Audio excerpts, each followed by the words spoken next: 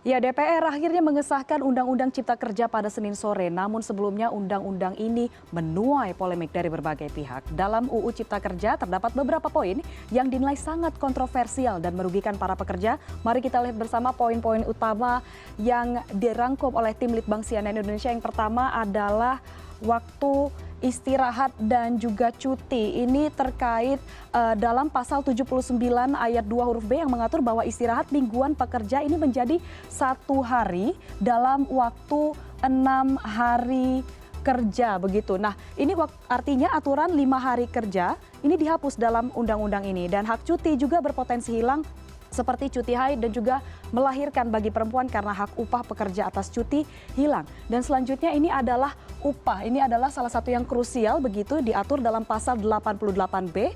Pasal ini mengatur tentang standar pengupahan berdasarkan waktu alias per jam begitu.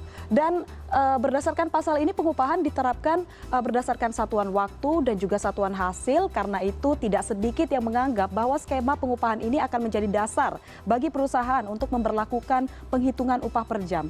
Dan selain itu dalam pasal 88C ini disebutkan menetapkan upah minimum sebagai jaring pengaman. Nah, dalam hal ini kaitan upah minimum yang dimaksud adalah upah minimum provinsi. Pada poin ini banyak juga kekhawatiran terkait pemerintah tengah berupaya menghilangkan upah minimum kabupaten atau kota atau UMK melalui peraturan ini. Dan selain upah, hal lain yang menjadi kontroversi adalah jam kerja yang dinilai eksploitatif. Dalam pasal 77 Undang-Undang Nomor 13 Tahun 2003, pasal sebelumnya ini disebutkan mengenai pelaksanaan ketentuan waktu kerja, yakni 7 jam sehari untuk 6 hari kerja atau 8 jam sehari untuk 5 hari kerja. Nah, sementara pada UU Cipta Kerja pasal 77 ini disebutkan waktu kerja paling lama adalah 8 jam dalam waktu 1 hari dan 40 jam dalam waktu 1 minggu. Nah, selanjutnya poin yang menarik diperhatikan juga adalah mengenai penghapusan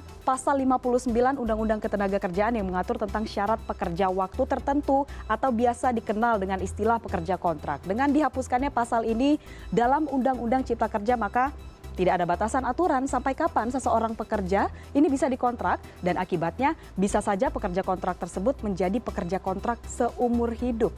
Nah, kita lihat poin selanjutnya adalah terkait tenaga kerja asing. Ini yang salah satu yang paling ditentang oleh serikat pekerja, yaitu pasal 42 yang mengatur tentang kemudahan para pekerja asing. Nah, dalam pasal tersebut disebutkan bahwa setiap pemberi kerja ini hanya diwajibkan membeli atau memiliki pengesahan rencana penggunaan TKA dari pemerintah pusat.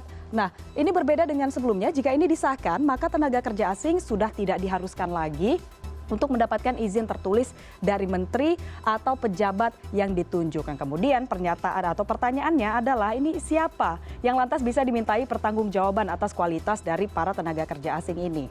Dan selanjutnya uang penghargaan masa kerja. Nah, ini diatur selama ini masa kerja 24 tahun ini dihapus. Nah, Undang-Undang Cipta Kerja menghapus poin H dalam pasal 156 ayat 3 terkait uang penghargaan bagi pekerja atau buruh yang memiliki masa kerja 24 tahun atau lebih begitu. Nah, di mana seharusnya pekerja menerima uang penghargaan sebanyak 10 bulan gaji, dan tidak berhenti sampai di situ. Jaminan pensiun ini juga menjadi salah satu yang terkena imbasnya, sebab RUU Cipta Kerja menghapus sanksi pidana bagi perusahaan yang tidak mengikut sertakan pekerja atau buruh dalam program jaminan pensiun. Hal ini juga erat kaitannya dengan kemungkinan adanya kontrak seumur hidup seperti yang kita bahas di awal tadi. Dan yang terakhir adalah terkait pesangon. Ini dalam Undang-Undang Cipta Kerja ini nilai pesangon dikurangi dari 32 bulan upah menjadi 25 bulan upah dengan rincian 19 bulan dibayarkan oleh pengusaha dan 6 bulan dibayar oleh BPJS Ketenagakerjaan. Lalu dari mana BPJS Ketenagakerjaan ini mendapatkan dana untuk membayar pesangon?